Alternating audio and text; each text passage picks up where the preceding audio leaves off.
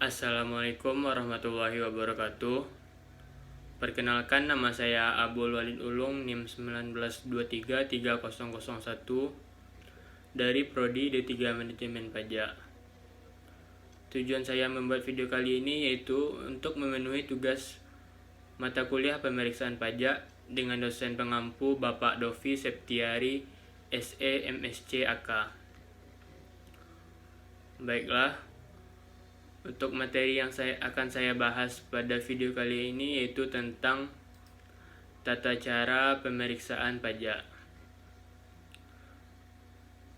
Sebelum masuk ke tata caranya, saya akan menjelaskan terlebih dahulu yaitu dasar hukum pemeriksaan pajak.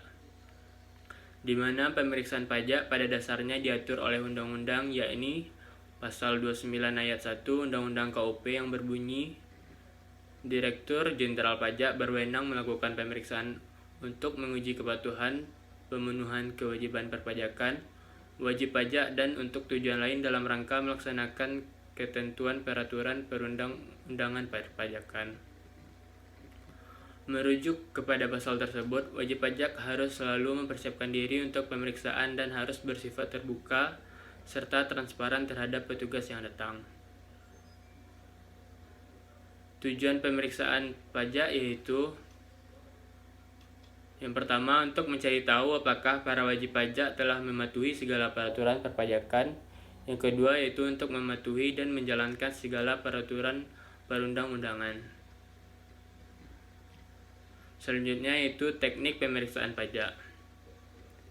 Yang pertama, melacak informasi baik dari dalam Dirjen Pajak maupun dari luar. Yang kedua, menganalisis dokumen wajib pajak dan melihat keabsahannya.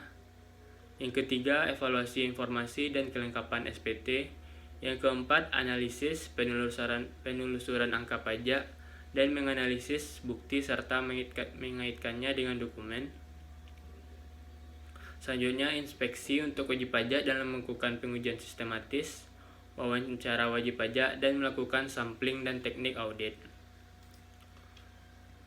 Baiklah, selanjutnya itu tata cara pemeriksaan pajak, di mana yang pertama yaitu penyampaian surat pemberitahuan pemeriksaan atau surat panggilan dalam rangka pemeriksaan kasus.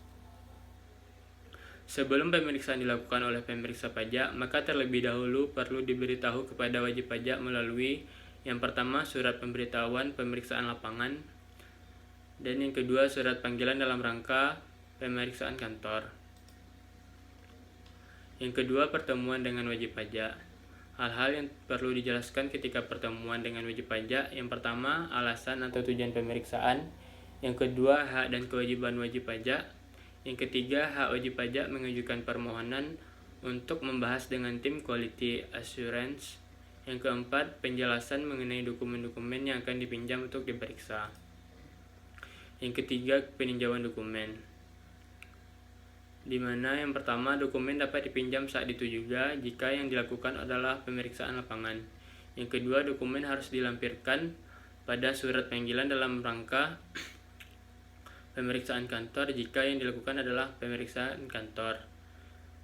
Yang ketiga, dokumen dipinjam pada saat wajib pajak memenuhi panggilan jika yang dilakukan adalah pemeriksaan kantor.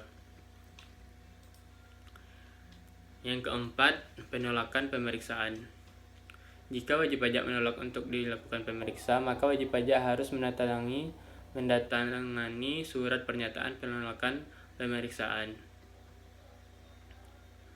Yang kelima, pengujian oleh pemeriksaan pajak, di mana pemeriksaan dilakukan berdasarkan metode, teknik, dan prosedur pemeriksaan yang ditetapkan oleh DJP. Metode pemeriksaan dapat berupa langsung dan tidak langsung. Yang keenam, penyampaian surat pemberitahuan hasil pemeriksaan, di mana hasil pemeriksaan harus diberitahukan kepada wajib pajak melalui penyampaian SPHP dengan melampirkan temuan pemeriksaan. Wajib pajak wajib memberikan tanggapan tertulis atas SPHP.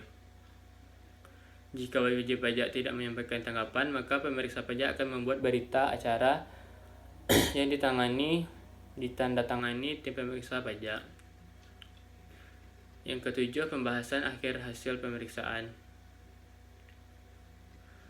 Wajib pajak diberi hak hadir dalam pembahasan hasil akhir pemeriksaan.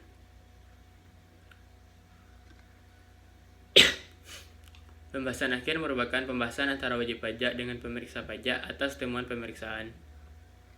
Hasil pembahasan dituliskan dalam berita acara pembahasan akhir yang ditandatangani kedua belah pihak.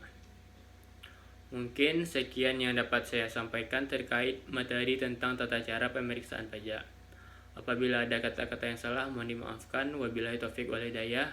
Assalamualaikum warahmatullahi wabarakatuh.